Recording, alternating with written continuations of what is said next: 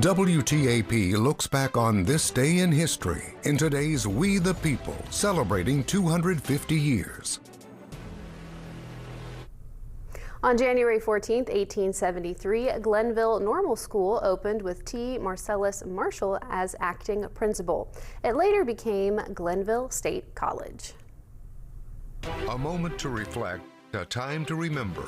Join WTAP in celebrating We the People. Watch This Day in History every day on WTAP News at 6, proudly sponsored by WVU Medicine Camden Clark.